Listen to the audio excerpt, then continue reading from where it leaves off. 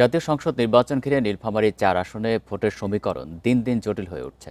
কারণ এখানে জয়ের মূল ফ্যাক্টর ৬০,০০০-এর বেশি অবাঙালি ভোটার। তাই বিএনপি, জামাত ও জাতীয় পার্টির প্রার্থী ছাড়াও একাধিক স্বতন্ত্র প্রার্থী দিনরাত এক করে যাচ্ছেন ভোটারদের কাছে। নীলফামারী ৪ সংসদীয় আসনে বরাবরের মতোই হার জিতের প্রধান ফ্যাক্টর হয়ে উঠেছে সৈয়দপুর শহরে বসবাসরত ৬০,০০০-এর বেশি অবাঙালি ভোটার।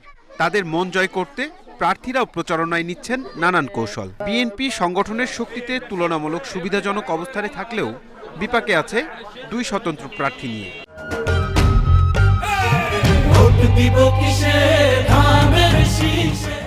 তারপরও রেলওয়ে শ্রমিকদের আবাসন সংকট সহ নানা প্রতিশ্রুতি নিয়ে বিএনপি প্রার্থী যাচ্ছেন ভোটারদের দ্বারে।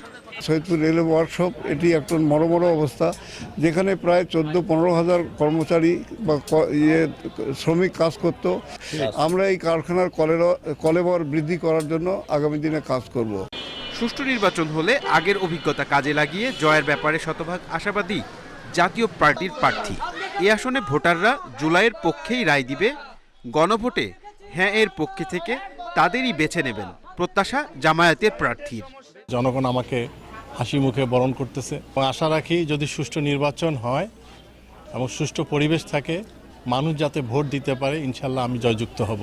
জুলাই যোদ্ধা হিসেবে জনগণকে আমরা যেভাবে কথা বলছি, জনগণ জুলাই সনদ বাস্তবায়নের জন্য তারা গণভোটের পক্ষে হ্যাঁর পক্ষে অবস্থান নিয়েছে। ভোটাররা বলছেন এলাকার রাস্তা, বিদ্যুৎ সহ স্থানীয় সমস্যা সমাধানে সচেষ্ট প্রার্থীকেই তারা নির্বাচিত করবেন। মেন সমস্যা হয়েছে কারেন্ট, তারপরে এই যে রাস্তাঘাটের যে অবস্থা, কারেন্ট 10 মিনিট থাকে, তা 2 ঘন্টা থাকে না। সবাই শুধু ভোট পাওয়ার পরে হারিয়ে যায়। আমরা চাই ভালো একটা প্রার্থী যে আমাদের এই সমস্যা সমাধানগুলো করবে। নীলফামারী ৪ আসনটি সৈয়দপুর ও কিশোরগঞ্জ উপজেলা নিয়ে গঠিত। মোট ভোটার সংখ্যা 4,51,814 জন। Independent news.